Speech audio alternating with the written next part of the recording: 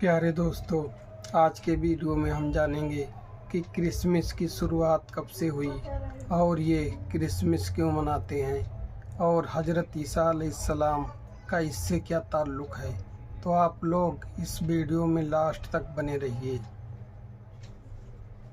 Christmas. Merry Christmas. दुनिया का सबसे बड़ा फेस्टिवल।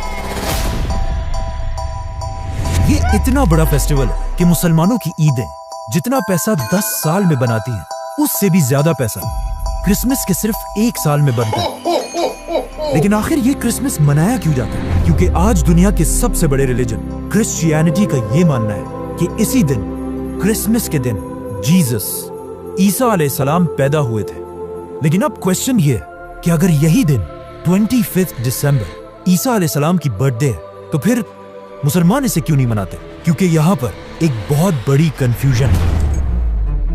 आज से 2000 साल पहले ईसा अलैहिस्सलाम फलस्तीन के एक छोटे से शहर में एक मिरेकल से पैदा हुए। ये वो जमाना था जब फलस्तीन में तो यहूदी आबाद थे ही, लेकिन यहाँ पर यहूदियों की हुकूमत नहीं थी। हुकूमत उस वक्त की एक बहुत बड़ी सुपर पावर रोमन एम्पायर की थी। जब रोमन एम्पायर अपनी ताकत की पीक पर थी और यहाँ के बादशाह का नाम था सीजर ऑगस्टस, जो रोमन एम्पायर का सबसे ताकतवर बादशाह था। और इसके नाम को, ऑगस्टस को, आज हम सब बहुत अच्छी तरह जानते हैं, क्योंकि इसी ऑगस्टस के नाम पर साल के एक महीने का नाम भी रखा गया। जैसे ही ऑगस्टस अपनी ताकत की पीक पर पहुंचा, उसने वही गलती की जो हमेशा हर बादशाह इस पोजीशन पर पहुंचकर करता है। ऑगस्टस अपने आप को एक आम इंसान की बजाय एक खुदा, गॉड कहलवाने लगा और पूरे रोमन एम्पायर में लोगों से अपनी इबादत करवाने के लिए अपने नाम के टेम्पल्स बनवाए। अगर हिस्ट्री को देखा जाए, जब भी कोई शख्स इस लेवल की ताकत तक पहुंचता है, तो अल्लाह उसके गुरूर को तोड़ने के लिए बिल्कुल मूसा अलैहिस्सलाम की तरह एक माइटी प्रॉफिट भेजता है।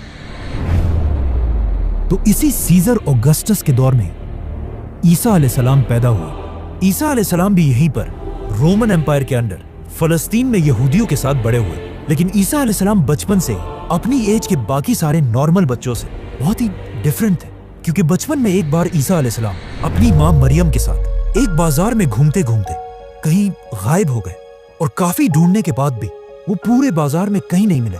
तो आखिर उनकी माँ उन्हें ढूंढते ढूंढते यहूदियों के एक टेम्पल की तरफ गए, जहां पर उन्होंने देखा कि यंग ईसा अलैहिस्सलाम उस वक्त के बड़े यहूदी उलमा के साथ डिबेट कर रहे थे। और उनके क्वेश्चंस को सुनकर यहूदी स्कॉलर्स के चेहरे बिल्कुल गुस्से से भरे हुए थे, क्योंकि उनके सामने ऐसे क्वेश्चंस करने की अब तक किसी में जुर्रत नहीं थी।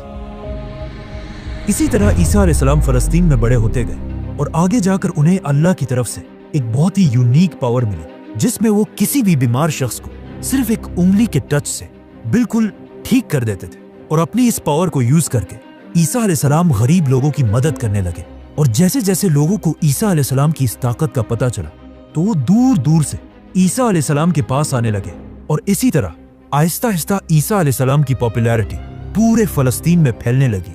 आखिर ईसा अलैहिस्सलाम इतने फेमस हो गए कि वो जिस भी शहर की तरफ जाते थे, वहां के सारे लोग उन्हें वेलकम करने के लिए उस शहर से बाहर निकल आते थे।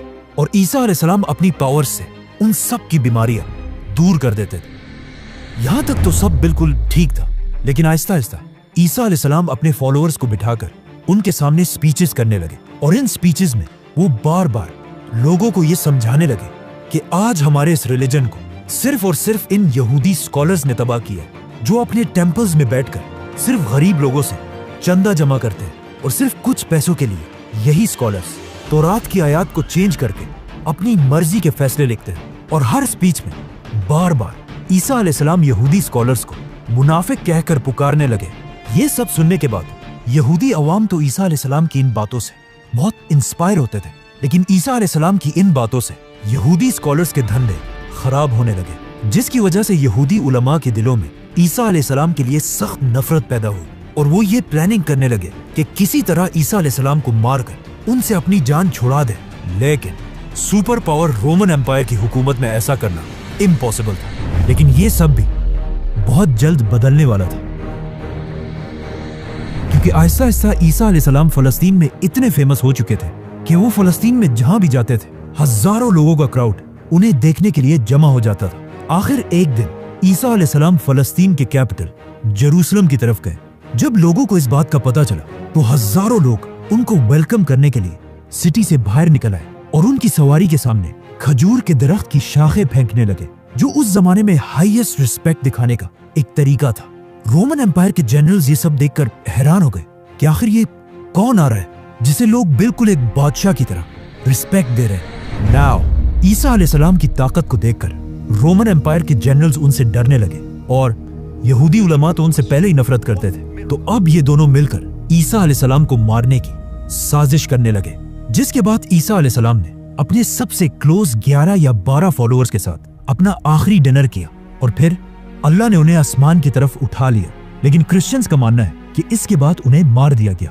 अब ईसा अलैहिस्सलाम तो दुनिया से चले गए, लेकिन यहाँ फलस्तीन में उनके 11 फॉलोअर्स ने फैसला किया कि वो ईसा अलैहिस्सलाम की टीचिंग्स को पूरी दुनिया तक पहुंचाएंगे। तो सबसे पहले इन फॉलोअर्स ने यहूदियों को कन्विंस करने की कोशिश की, लेकिन ऑफ कोर्स यहूदियों ने ईसा को नहीं माना, तो इनको क्या मानेंगे। तो ये फॉलोअर्स यहूदियों को छोड़कर दुनिया के बाकी लोगों तक ईसा अलैहिस्सलाम का मैसेज पहुंचाने लगे और यहूदियों के बिल्कुल ऑपोजिट बाकी दुनिया में क्रिश्चियनिटी बहुत तेजी से फैलने लगी। और इन्हीं नए फॉलोअर्स में से एक का नाम सेंट पॉल था।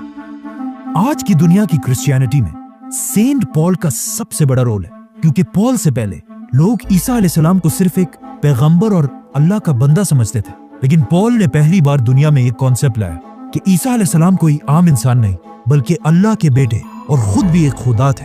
आज पूरी दुनिया के क्रिश्चियंस ईसा अलैहिस्सलाम को खुदा मानते हैं और इस सब की शुरुआत इसी पॉल से हुई थी। हालांकि पॉल अपनी पूरी जिंदगी में ईसा अलैहिस्सलाम से कभी मिला ही नहीं था। पॉल और उसके फॉलोअर्स की वजह से Aahista Aahista Christianity Roman empire में फैलती गई, लेकिन यहाँ पर मसला ये था कि रोमन एम्पायर का रिलीजन क्रिश्चियनिटी के बिल्कुल ऑपोजिट था और वो उस जमाने में जुपिटर की इबादत किया करते थे। तो रोमन एम्पायर की इस अवाम को इम्प्रेस करने के लिए उस जमाने के क्रिश्चियंस ने अपने रिलीजन में कुछ चेंजेस किए। नंबर 1, उन्होंने ईसा अलैहिस्सलाम के नाम को चेंज करके एक कॉमन रोमन नाम रखा, जो आज इंग्लिश में जीसस बन चुका है। नंबर 2, रोमन एम्पायर के लोग ज्यादातर यूरोपियंस थे, मतलब बिल्कुल गोरे थे, और ईसा अलैहिस्सलाम फलस्तीन के होने की वजह से थोड़े ब्राउनिश थे, और उस जमाने के व्हाइट लोग अपने आप को बाकियों से बहुत ऊपर समझते थे। तो अब इन्हें इम्प्रेस करने के लिए उस जमाने के क्रिश्चियंस ने जीसस की पेंटिंग्स बनाना शुरू की, जिसमें जीसस को बिल्कुल यूरोपियंस की तरह व्हाइट दिखाया गया। मतलब ये दुनिया में आज जीसस की सबसे पुरानी पेंटिंग है। जीसस की यही पेंटिंग्स आज दुनिया की सबसे फेमस पेंटिंग्स हैं, क्योंकि आज से कुछ ही साल पहले जीसस की ही एक पेंटिंग दुनिया में सबसे महंगी बेची गई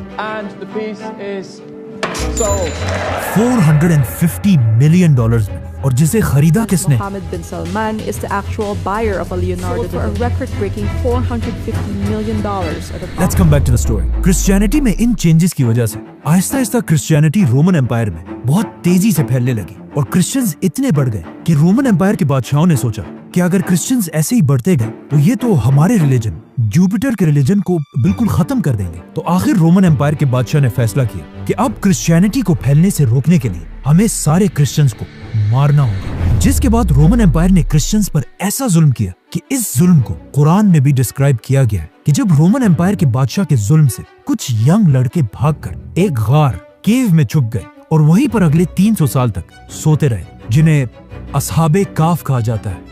रोमन एम्पायर के इस सारे जुल्म के बाद भी क्रिश्चियंस अपने रिलीजन से पीछे नहीं हटे, बल्कि इन सारे जुल्मों से क्रिश्चियनिटी और भी तेजी से फैलने लगी और दुनिया के हर कोने तक पहुंचने लगी, यहाँ तक कि ये रिलीजन पहली बार इंडिया तक भी पहुंचा।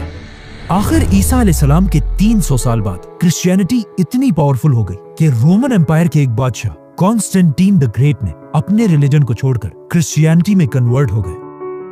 तो अब जब बादशाह ही क्रिश्चियन बन गया तो रोमन एम्पायर के सारे हालात बिल्कुल बदल गए और अब तक जो जुल्म क्रिश्चियंस पर किया जाता था उससे भी ज्यादा जुल्म जुपिटर के रिलीजन के फॉलोअर्स पर किया जाने लगा, क्योंकि उस जमाने का रूल था कि जो रिलीजन बादशाह का होगा वही पब्लिक का भी होगा। तो अब रोमन एम्पायर अपने पुराने रिलीजन को जबरदस्ती दुनिया से खत्म करने लगे, लेकिन ये भी कोई आसान काम नहीं था, क्योंकि जुपिटर को मानने वाले भी इतनी आसानी से अपना रिलीजन छोड़ने वाले नहीं थे। तो अब यहाँ पर अगेन रोमन एम्पायर ने क्रिश्चियनिटी को दोबारा बदलने की कोशिश की और अपने पुराने और नए रिलीजन को एक दूसरे के साथ मिक्स करने लगे, और यहीं से पहली बार क्रिसमस का कॉन्सेप्ट आया। जैसे कि रोमन एम्पायर के रिलीजन में हर साल दिसंबर में अपना सबसे बड़ा फेस्टिवल सैटर्नेलिया मनाते थे, जिसमें वो अपने खुदा सैटर्न की इबादत करते थे। और उनके इस फेस्टिवल में एक चीज सबसे इंपॉर्टेंट थी, पाइन ट्रीज, क्योंकि दिसंबर में यूरोप की सर्दी की वजह से सारे दरख्त बिल्कुल सूख जाते थे और सिर्फ पाइन ट्री अपनी जगह पर मजबूती से खड़ी रहती थी,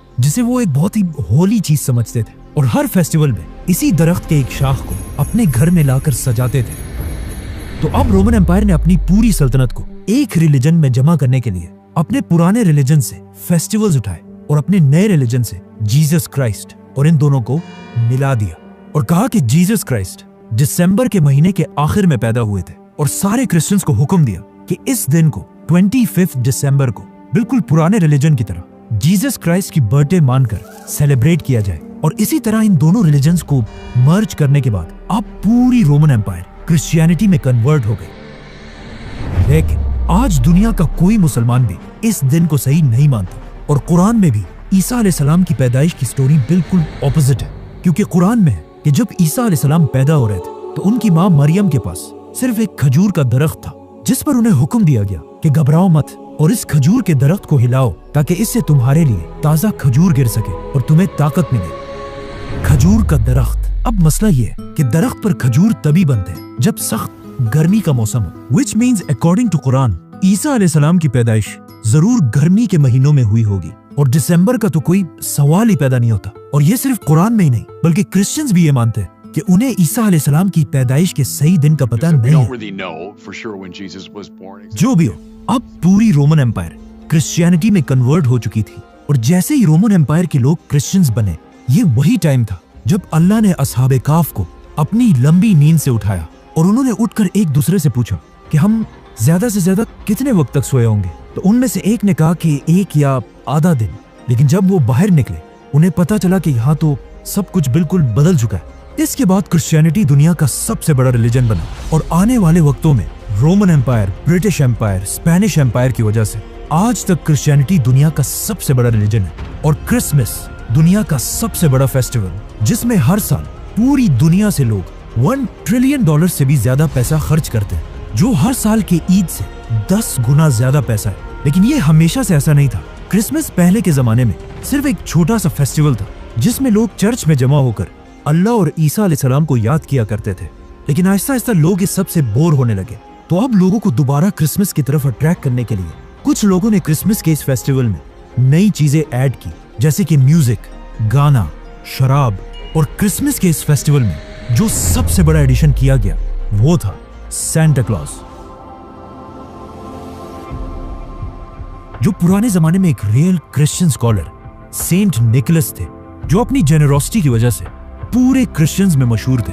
आज से 150 साल पहले जब पहली बार सैंटा क्लॉज को इंट्रोड्यूस कराया गया तो वो ज्यादातर ग्रीन या ब्लू कपड़े पहनकर बच्चों को गिफ्ट्स दिया करते थे। लेकिन ऐसा ऐसा कोका कोला सैंटा क्लॉज को अपने एड्स में यूज करने लगा और इसके कपड़ों को ग्रीन कलर से बदलकर बिल्कुल अपने बॉटल्स की तरह रेड और व्हाइट बना दिया। आज क्रिसमस पूरी दुनिया का सबसे बड़ा फेस्टिवल है, जो सिर्फ क्रिश्चियन कंट्रीज में नहीं बल्कि चाइना और इंडिया जैसी बड़ी कंट्रीज में भी मनाया जाता है, जिसकी वजह से क्रिसमस के फेस्टिवल में पूरी दुनिया से $1 ट्रिलियन से भी ज्यादा का बिजनेस होता है। और ये $1 ट्रिलियन इतना ज्यादा पैसा है कि अगर मुसलमानों की 10 साल की ईदों को भी मिला दिया जाए तब भी वो 1 साल के क्रिसमस से कम बनते हैं।